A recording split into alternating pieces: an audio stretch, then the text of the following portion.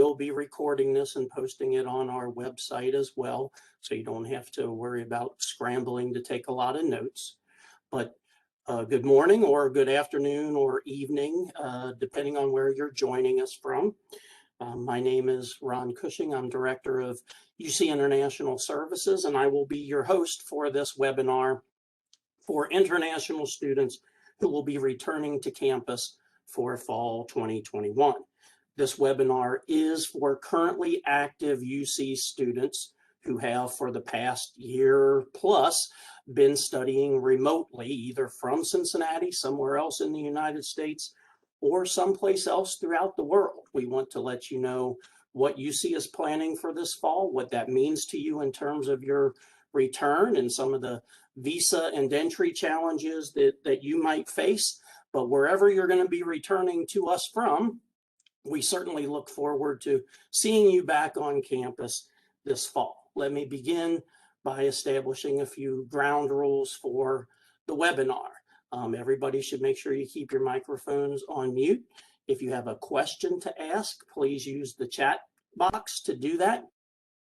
Two of my colleagues, Lori Blanton and Sarah O'Connell, will be helping me both manage the chat function, and at some point we are going to ask you a question or two to get your thoughts on what your plans are for this fall. And so they will be helping me throughout. And again, we will be posting this webinar on our website probably later today or tomorrow. So those will be the ground rules. And so let's go ahead and then get started with everything here. So first thing is, there's a multitude of topics that we're going to cover today, ranging from the mode of instruction UC plans to offer this fall, through the regulatory requirements for enrollment based on that. If you are coming to us back from overseas, the arrival instructions, some of the visa and travel restrictions you might encounter, quarantine guidelines for those of you returning from overseas, vaccination options, and what you need to do with our office in terms of updating your status upon return. So we're going to talk about all of those things this morning. But let's start with what UC's mode of instruction is going to be. Obviously, we have been online since March of 2020. That will not be the case this fall. This fall, UC definitely plans on returning to our traditional pre-pandemic enrollment offerings. But we do recognize that many of our current students who are around the world are coming from places where COVID is still not quite as under control as it might be here in Cincinnati, and you might be experiencing some difficulties getting visas to return. Where possible, UC will be flexible to accommodate students from COVID-affected countries, hopefully by offering online courses to students who can't enter the U.S. due to visa or travel restrictions. However, I need to couch that statement. There is no guarantee that every college or program is going to be able to offer the full range of online courses that they've been offering for the past year plus. It is ultimately going to be up to them what they can offer, and therefore what you can do moving forward. You need to be contacting your programs directly if for some reason you don't think you are going to be able to make it back to campus. Now,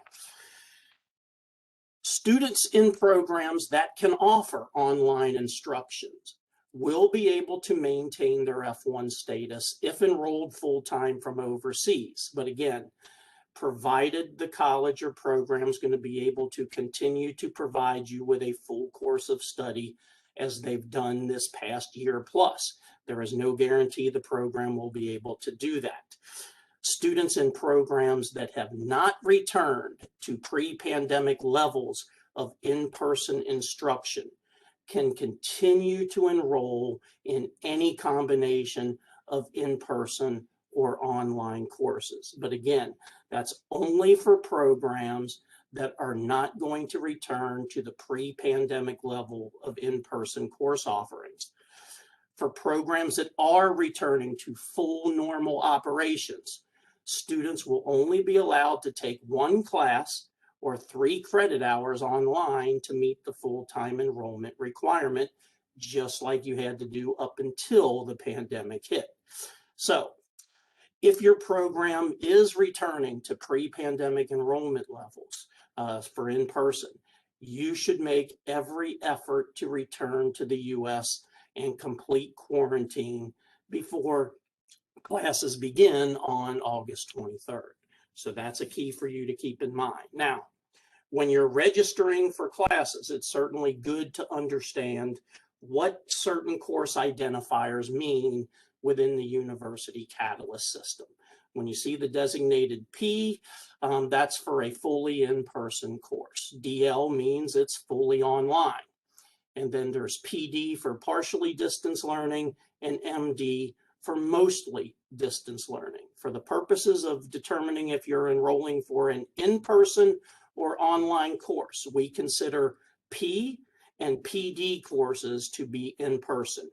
DL and MD are considered online. So make sure you keep that in mind as you're enrolling for your classes upon return. If you're back to full in person, then make sure you're enrolling for P designated or PD designated courses for fall semester. Now, for those of you who are in special situations, and by that we're going to first talk about graduate students enrolled for research credits, you need to understand what that means. It's very typical for a graduate student to be enrolled for research credits once they're done with all required coursework and they're writing their thesis or dissertation. Those courses are always considered to be in person. When you're enrolled for co-op, capstones, practicums, or other experiential learning courses, those are always considered in-person courses as well. So keep those two special, groups in mind as you're registering. Now, to the buildup of this webinar, we have certainly received a host of questions from students with specific situations. And so I want to talk about a few of the frequently asked questions that we've been getting the past month or two. And hopefully many of you are in one of these situations, and the question and answer will help you understand better where you're at. So let's start with the first question, which is, I am aware that UC is returning to a mostly in-person mode of instruction for fall 2021. If my program can provide online classes or enrolled in a course that can be completed remotely, can I stay overseas, enroll, and maintain my status? So if your program can offer enough online courses for you to be enrolled in courses that provide flexibility to be completed remotely, you would be permitted to keep your F1 CVIS record active. If you decide to remain enrolled for fall semester from overseas, we are going to ask you to complete our fall semester 2021 COVID enrollment request e-form in our iBearcats global system. When you log into the system, the e-form can be found under the F1 Student Services menu. So this is critical. If your program is going to offer you enough online courses to remain enrolled full-time, and you are going to stay enrolled online from overseas, we have to know that. We have to designate your government record that you are studying overseas. And so you are required to complete our fall semester 2021 COVID e-form. If that's going to be your mode of enrollment for the fall, please make sure you enroll or complete that e-form for us. It's very important.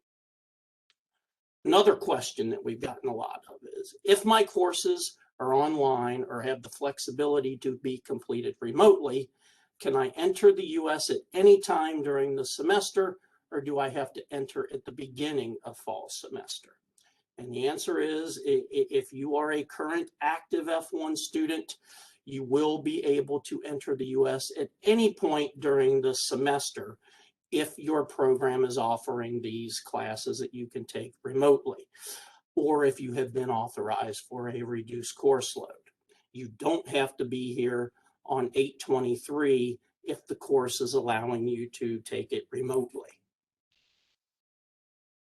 Final question that we've gotten a lot of recently is, I am in the US currently, or plan to return to the US for fall semester. Can I remain enrolled full-time online? And the answer to this strictly depends on what your program is going to be offering. Since UC is returning to primarily in-person courses, many programs will not have enough online course offerings to allow you to enroll full-time online this fall. If your program is not back to pre-pandemic levels and can offer enough online courses, you would be allowed to remain enrolled online and keep your F1 status record active. But if your program is back to normal operations, then that means you need to be here in Cincinnati and enrolled in person. But please check with your program for course availability. Next, I want to talk about some arrival information that you need to keep in mind. Things like when classes begin, what do you have to do upon arrival in the US, what are some of the visa restrictions, those kinds of things that you're going to need to keep in mind as you start to plan your return. First and foremost is classes begin on August 23rd for a fall semester. So you must arrive in time to complete quarantine requirements before in-person classes begin. And I'll talk about quarantine requirements in just a few moments. In most cases, late arrivals will not be possible. Students must contact their program directly for information about what can be accommodated if you think you can't get here on time. Most critically, you have to understand that once you return from overseas, you have to complete the UC COVID Check app to be cleared to come to campus. And the link for that is on the screen. And if you've been a current student, you should have that app already on your phone. If you don't, make sure that you use it. But once you get back into the US, you have to use it to report your arrival so that your quarantine can be monitored if in fact you do need to quarantine. Now, if you are a current student outside the US and will be returning, there are several steps you must take to make sure that your entry is smooth. First, make sure that your F1 or J1 visa stamp in your passport is valid. And if it's not, keep in mind many embassies are still currently closed or operating with limited staff if you need to get a visa. The sooner you get into that process, if you need a visa stamp, the better. You have to make sure that page 2 of your I-20 or page 1 of your DS 2019 is signed for travel within the last 12 months. It's 6 months if you are on optional practical training. If you don't have a signature for travel that is valid, make sure you go to our iBearcats global system and complete the travel signature e-form. It's found under the F1 or J1 student services menu. You also have to keep in mind that there are travel restrictions in place for certain countries and quarantine guidelines that you're going to need to follow. So let's take a look at some of those. First, let's focus on visa and travel restrictions. So there have been a host of presidential proclamations, 4 of them, that have been inactive since the COVID pandemic started. And it specifically affects students from about 33 countries. Basically, it says if you're from one of these 33 countries, if you were in that country at any time during the 14-day period prior to entering the United States, they will not let you enter. However, they have made exclusions for F1 students. And so those countries are listed on the screen. There's Brazil, China, India, Iran, Ireland, South Africa, United Kingdom, and about 26 other countries from the Schengen area of Europe. If you're from one of those countries, just understand as an F1 student, you do not need a special exemption to re-enter. If you're a J1 student, you do need to request a national interest exemption to re-enter. You have to contact the embassy and they will grant you one. Now, F1 students are considered to be in the national interest, and so nothing special is needed for you to return, even if you're from, one of those countries. However, there is great confusion right now on when a current student can re-enter. So the way the proclamations read is that you can enter up to 30 days before the start of an academic program beginning August 1st or after. For our new students, that's very clear. We start on August 23rd, and they can enter 30 days in advance of that. For continuing students whose programs have already started before August 1st, some students are encountering difficulties entering the United States now.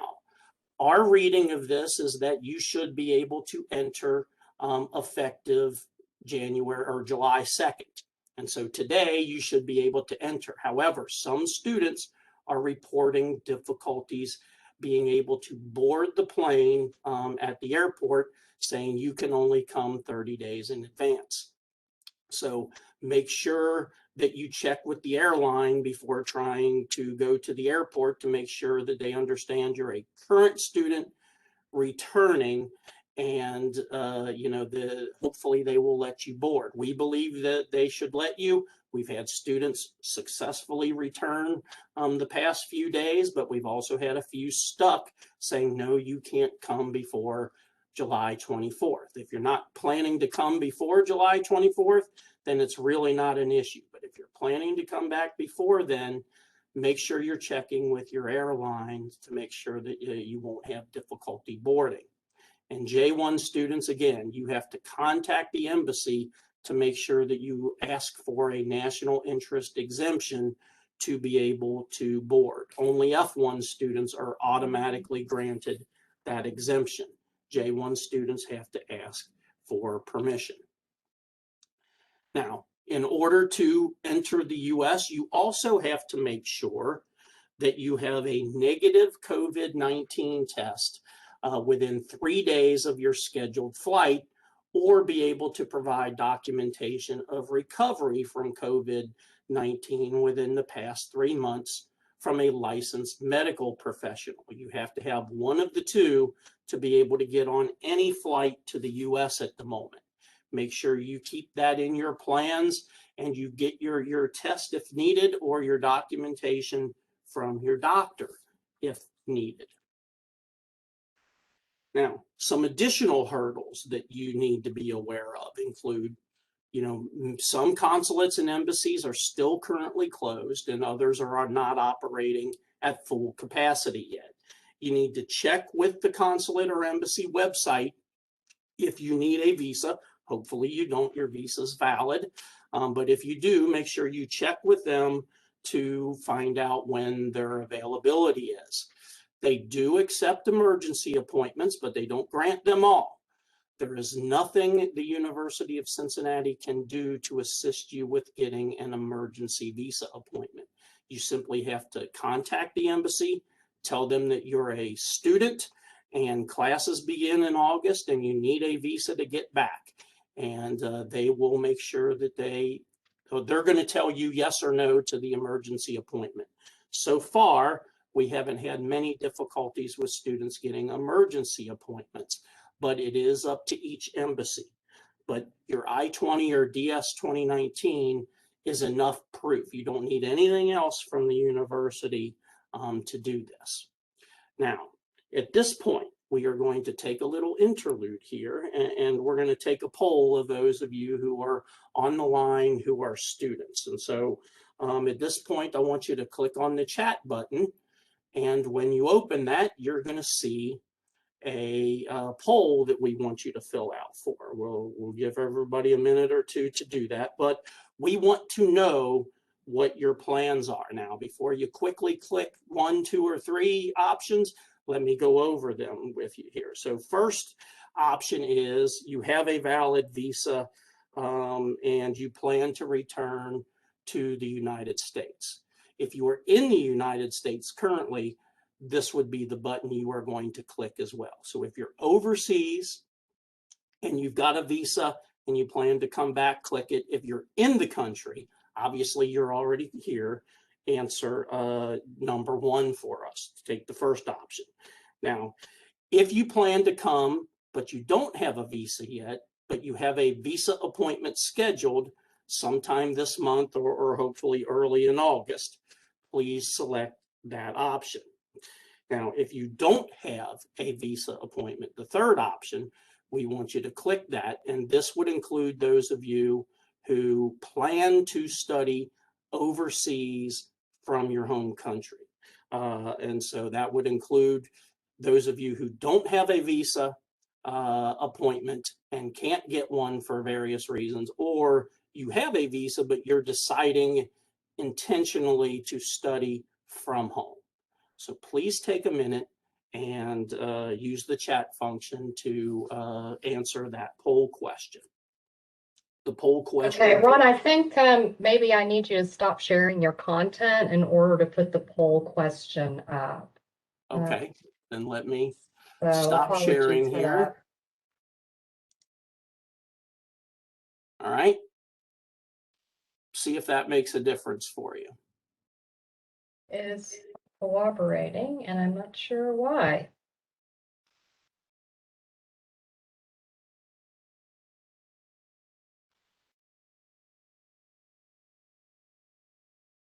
Please bear with us. Technical difficulties do happen on these things sometimes.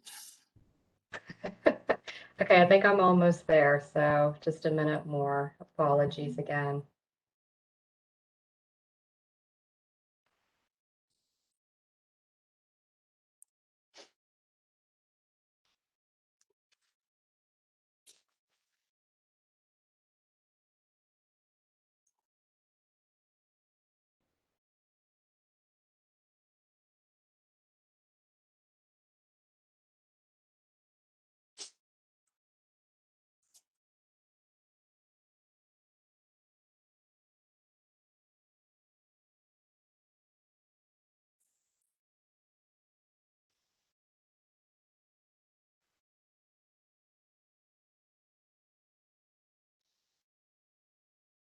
Almost there, Ron. Promise.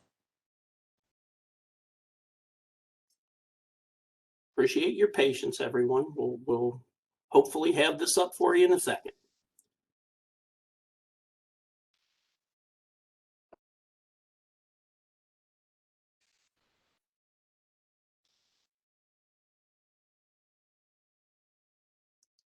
Okay, can you see it now? You should be able to see it over where the chat function is. Can everybody see it? I see it now, yes. I've opened the poll and I'll leave it open now for everyone to submit. Great. So let me clarify again. If you're to answer A, that means you have a valid visa stamp and plan to return to the U.S., or you are already in the U.S. and plan to come directly to campus. Answer B, if you plan to come to campus, you don't have a visa at the moment, but you have an appointment scheduled for July or August. And answer C, if you do not have a valid F1 or J1 visa stamp and you have not been able to get a visa appointment, or you have a visa and you're choosing to study from your home country in the fall semester anyway. So select A, B, or C accordingly.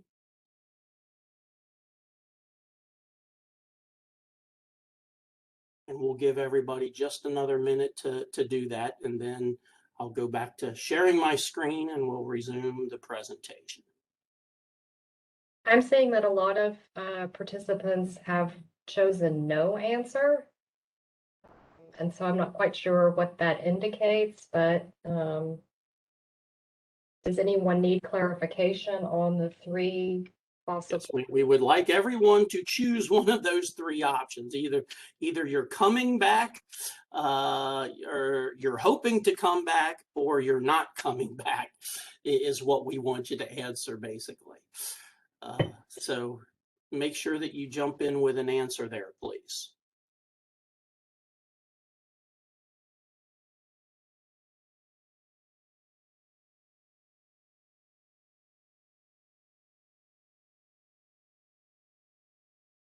All right, I'm going to go back to sharing my screen.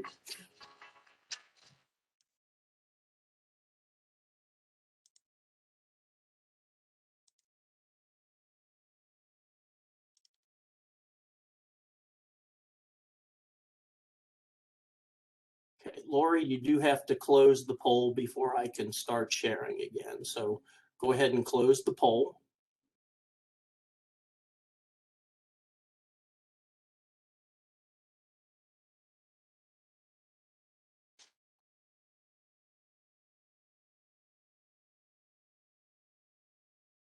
And just give me a verbal when you've closed it.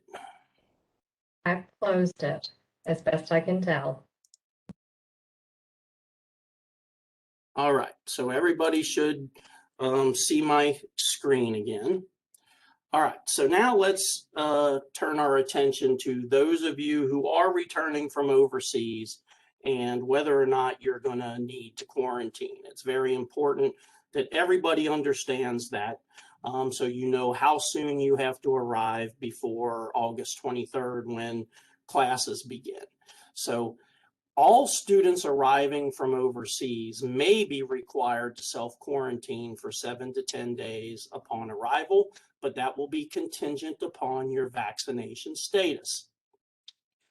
Fully vaccinated students by either FDA authorized or World Health Organization authorized vaccines will be exempt from quarantine, but you must provide that documentation to be exempted. Fully vaccinated means that you've had all the requisite shots for a specific vaccine for at least 2 weeks. So 2 weeks have passed since you finished all the required vaccines shots. Some of them require 1 shot, some 2, but you have to have at least 2 weeks in between your last or only shot and your return to campus. Unvaccinated students will be required to quarantine. Partially vaccinated students will be required to quarantine.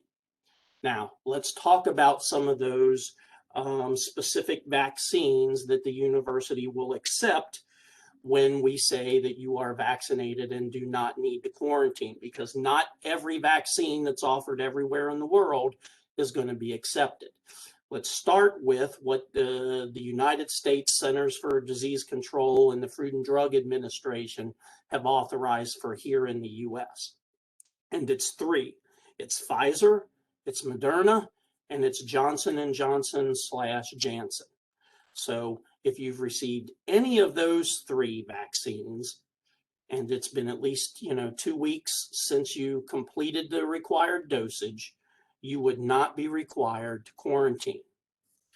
Now, those of you who are overseas, obviously you could have a host of vaccines that you could be choosing, and not every vaccine is going to be accepted.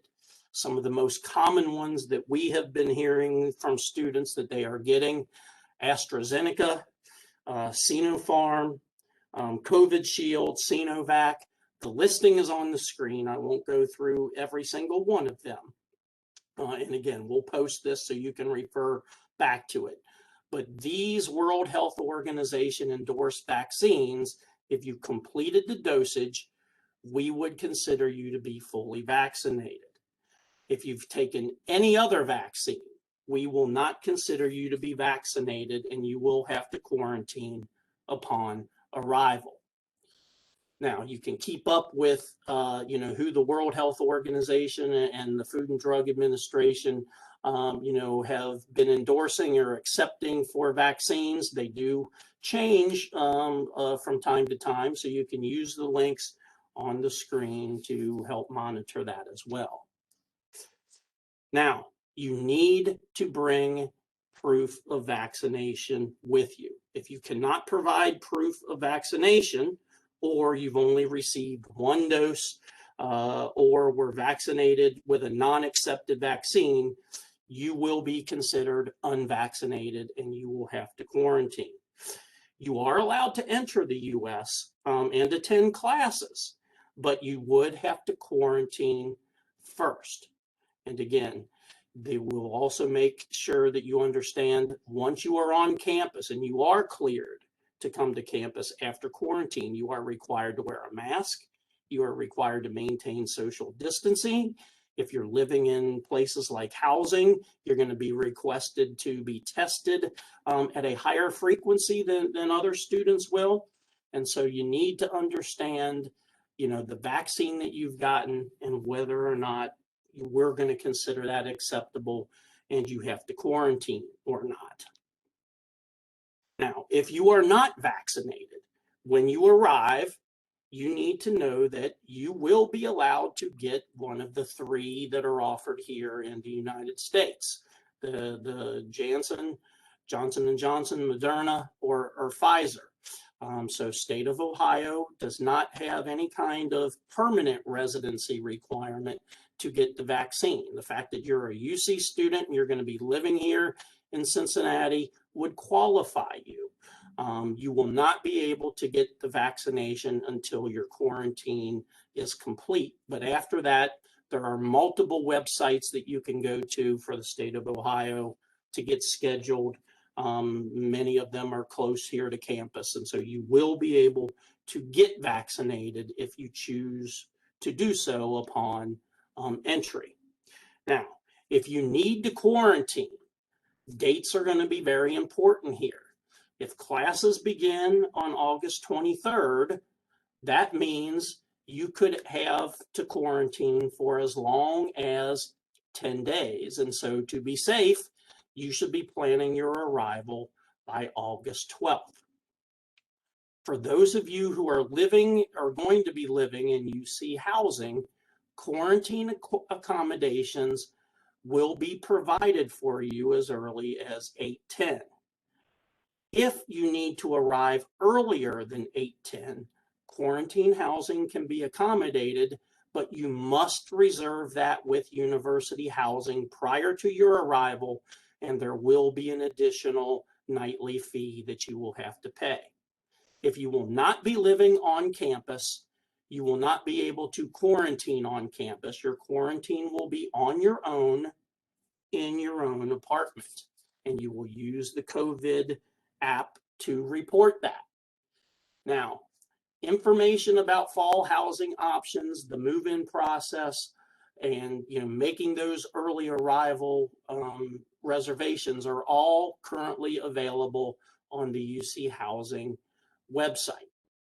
Now, during your quarantine on day 5, you will have the opportunity to take a COVID test. And if it comes back negative, you will be released on day 8. Otherwise, you're going to be there till day 11, which is, again, why it's important that you get here by 8:12 if you need to quarantine. We want to make sure you can complete the full length of the maximum quarantine before classes begin on 8:23.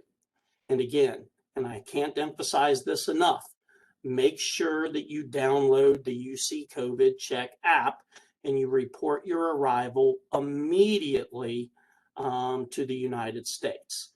And if for some reason you have problems downloading that app, you can email the UC COVID Check email that's on your screen there, uccovidcheck@ucmail.uc.edu.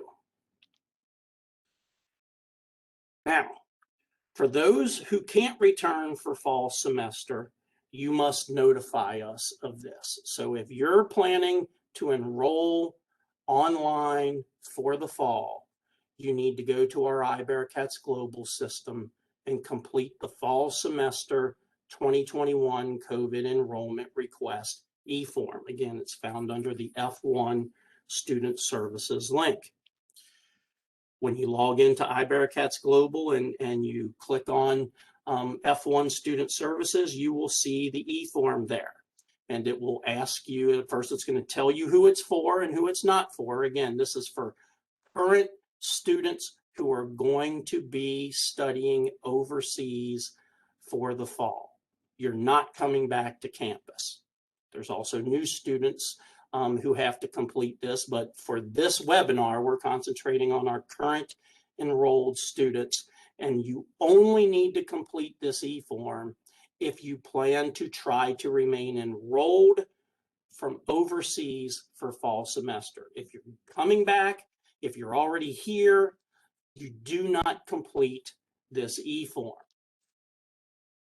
Now, it's also important to update your immigration documents upon return to the US. First, if you've obtained a new visa stamp since you traveled, we want a copy of that. Everybody will get a new I-94 card when you arrive in the US. You need to go to the I-94 card website, download it, and then use our Update Immigration Visa Documents e-form in our iBearcats Global system to provide us with your new visa stamp, if you had to get one, and your new I-94 card. You also need to make sure that before classes begin on August 23rd, that you update your Catalyst mailing address. And in Catalyst, the address you should be filling out with your Cincinnati address is called mailing address. There's multiple address fields in Catalyst. Make sure you are updating the mailing address link with your current Cincinnati residential address. We have to have your updated Cincinnati address to do your registration reporting to Homeland Security. Make sure that you do all of these things. Now, since some of you have been gone potentially for well over a year, just give you a brief refresher on how you use our iBearcats Global system.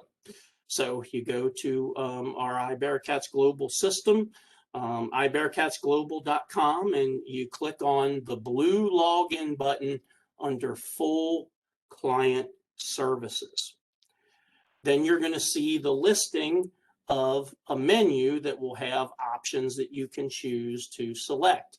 If you're reporting your new visa or your I-94 card, click on the Update Immigration Documents e-form, answer the questions, and whatever document you say you now have that is new, when you click yes, it will ask you to scan and upload it as part of the request. Make sure that you do this. Now, some of you on the webinar may be on optional practical training. So you're not going to be enrolled. So you've graduated and you're on your optional practical training period. Want to make sure I talk about what your requirements are for a moment. So first of all, under normal circumstances, whether you're on post-completion OPT or STEM OPT, you must be working at least 20 hours per week for the duration of the COVID-19 pandemic.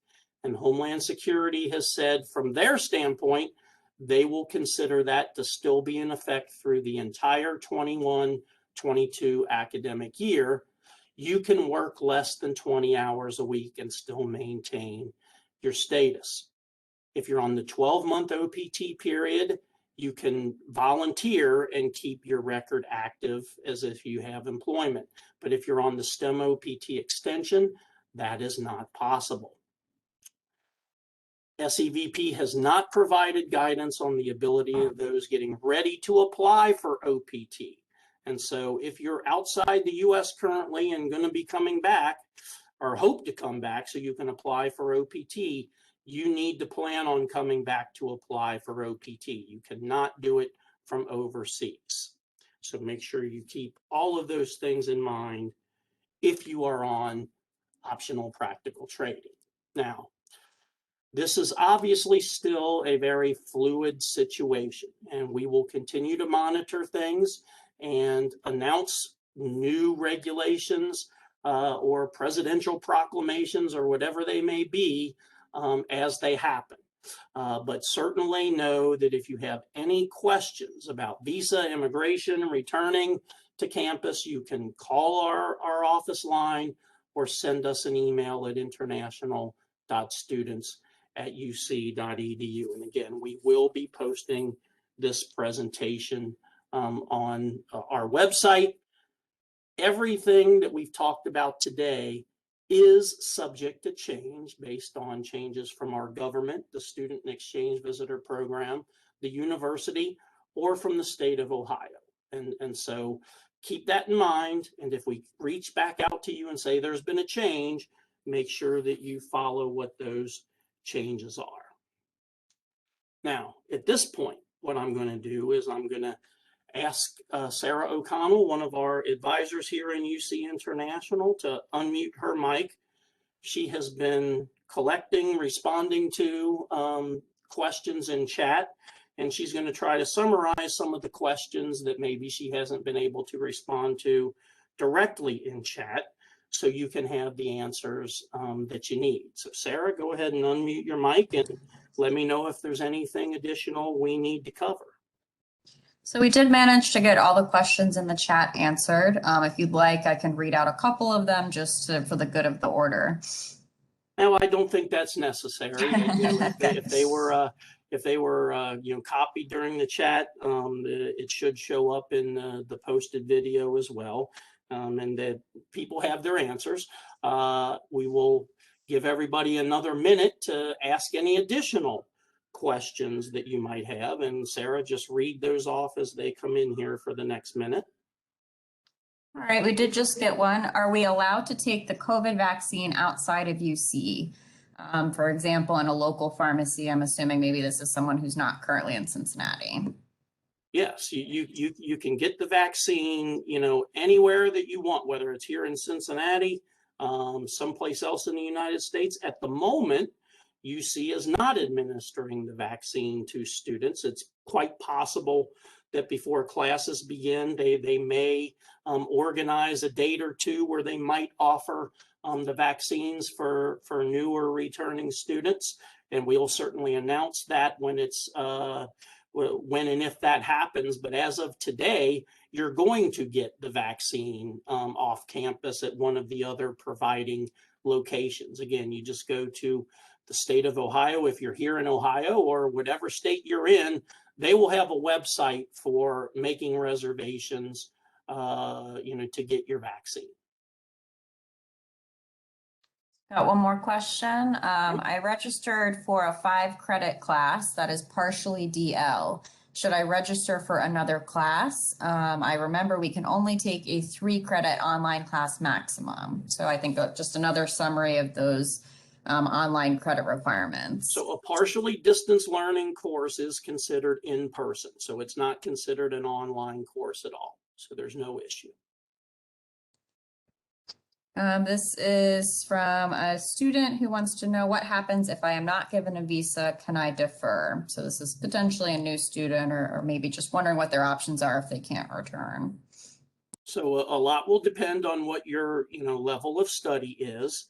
If you're an undergraduate student, you would contact the International Admissions Office to be deferred. Deferrals are never an issue typically at the undergraduate level. At the graduate level, it depends on your program and how their curriculum is set up. Some programs will allow deferrals. You'll have to contact the program directly. Other programs have very strict curriculums, and if you can't start in the fall, they won't let you start in the spring. You'd have to be deferred to the following fall. You will have to contact the program when it becomes clear you're not going to make it for fall.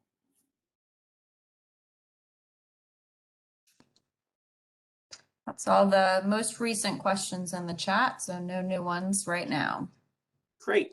Then just know we will be posting this on our website if you need a refresher on anything, but this concludes our seminar. Thank you for attending, and please stay safe and healthy, and have safe travels back to campus, and we look forward to seeing most of you back on campus for fall semester. Thank you very much.